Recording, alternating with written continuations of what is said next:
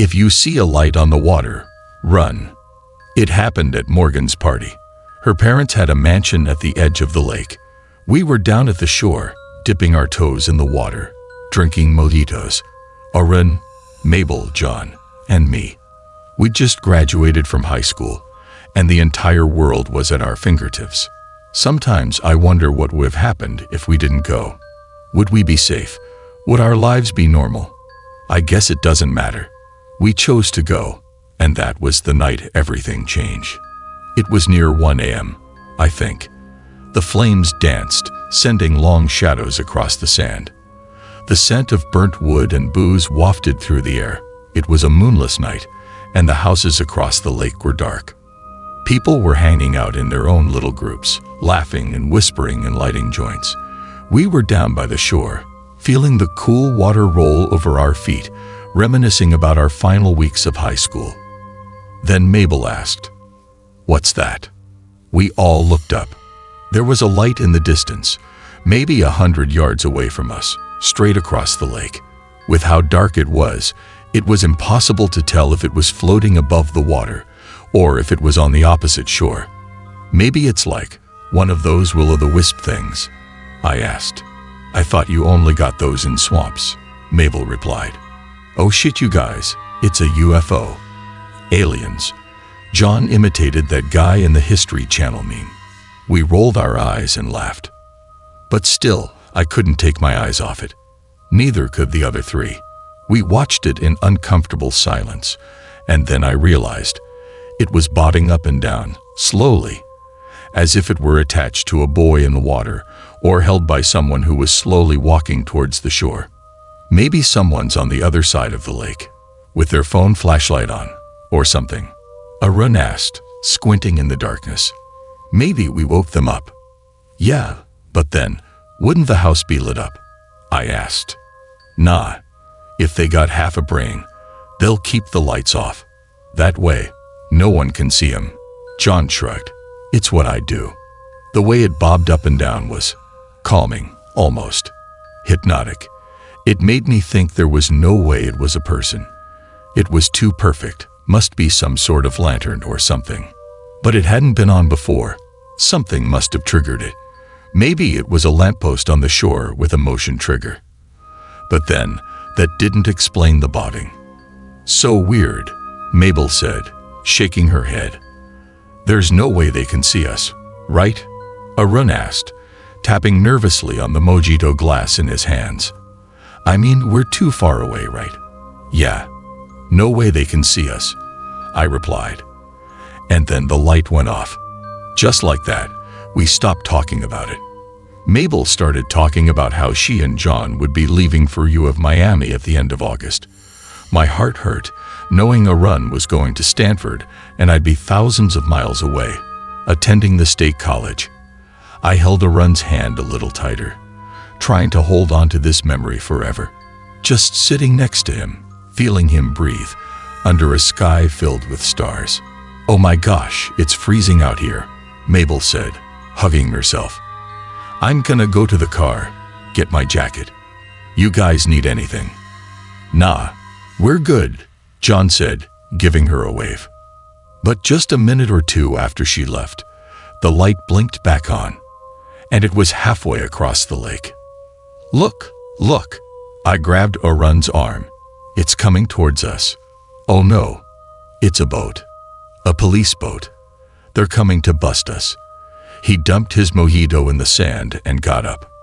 "Relax. The police would just come to the house. They wouldn't come over on a boat," John replied, rolling her eyes. "What, you scared you're gonna lose your little spot at Stanford?" "Oh, fuck off," Arun replied. I glanced at the other partygoers. Most were oblivious, but a few were pointing to the shore. The light continued towards us, maybe 50 yards away now, blaring white, unblinking. A chill ran down my spine. Who'd be on a boat so late? I asked, getting up and brushing the sand off my legs. Maybe it's a bunch of weird guys. I mean, most of us in attendance were women, and we'd practically had a spotlight on us with the bonfire. Maybe they'd been idling out there in the dark water for hours, watching us. But they'd be stupid to take us on, right? There were like 30 people here, some of them guys, athletes even. Unless they had a gun. The light grew closer. They're coming right at us, John said, the usual laughter in his voice gone. The chatter had died down, and a few others were picking up their stuff and heading for the stairs. "Where's Mabel?" John asked, scanning the crowd. I looked around too. I guess she's still at the car. We'll go up and tell her.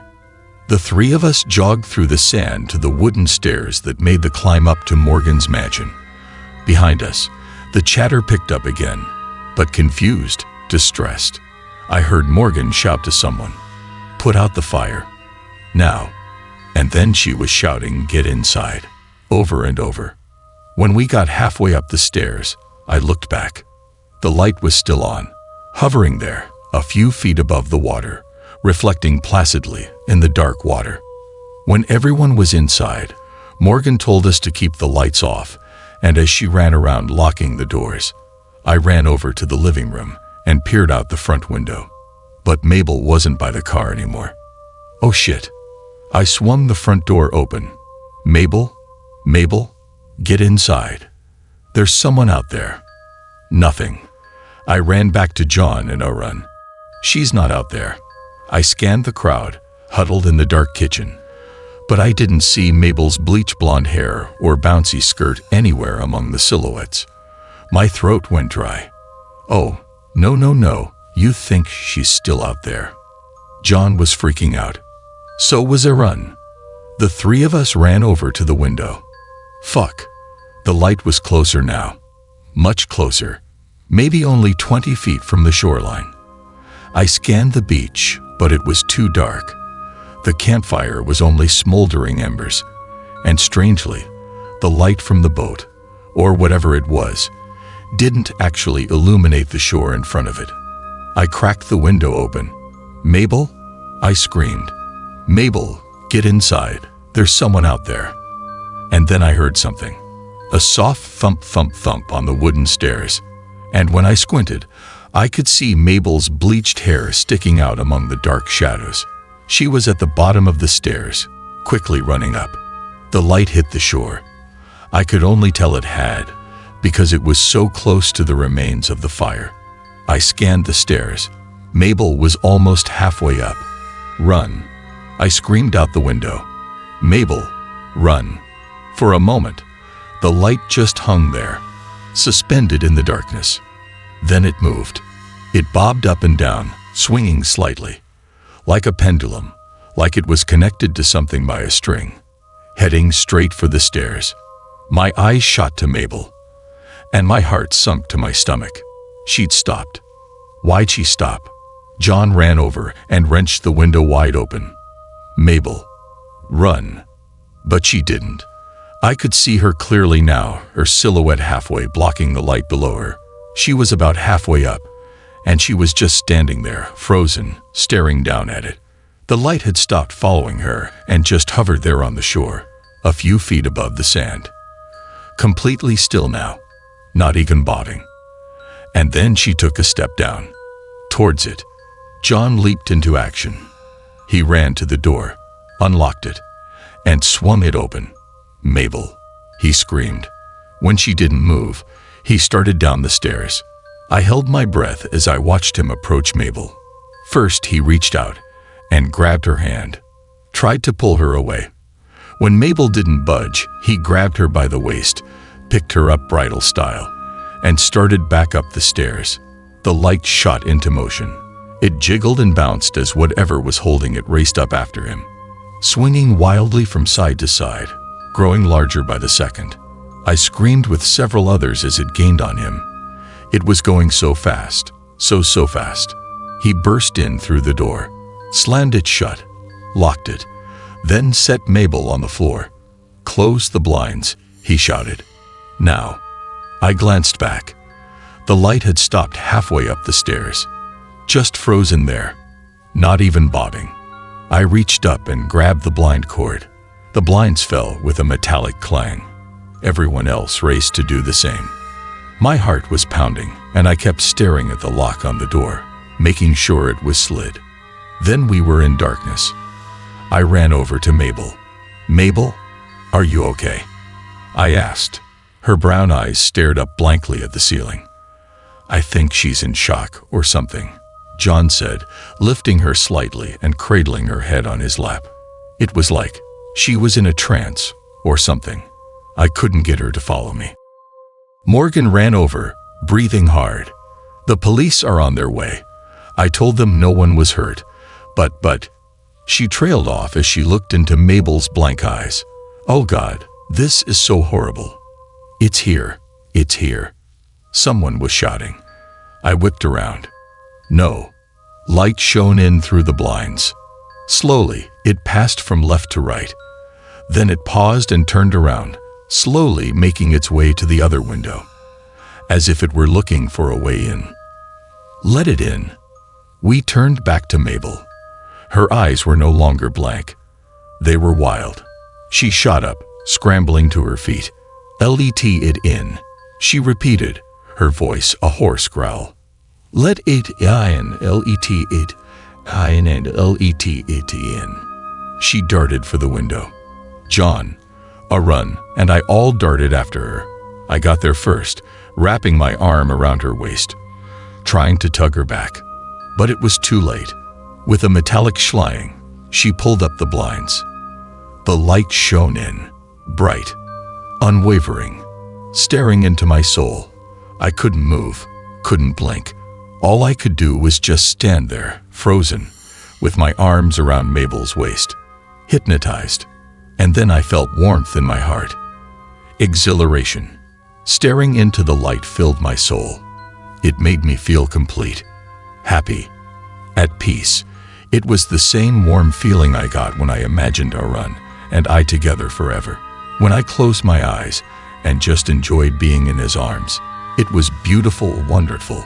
Everything was right with the world. But then, something caught my eye. A shape, something floating in the darkness behind the light. It took me a second to recognize it, but then with heart-stopping horror, I did. Teeth. Rows and rows of pointed teeth, twisted into a grin. A Cheshire cat smile, floating in the darkness. The jaws of an anglerfish, floating in the deep ocean. What a fish sees seconds before its demise. Schlanning. Someone lowered the blinds. I blinked, rubbed my eyes, and looked confusingly around at the others. For many minutes, no one spoke. When I finally looked back at the window, the light was gone. Asterisk, asterisk, asterisk. Mabel was never the same after that. A few weeks into the summer, she went away to a mental institution. She didn't start at U of Miami in the fall. John went alone, and I recently saw photos of him with his new girlfriend on Facebook. Arun and I broke up as well, and I can't say I've enjoyed my first year of college without him. But that's not the only wrong thing in my life. You see, last night, just before I went to bed, I looked out the window, and I saw a white light, deep in the forest, shining back.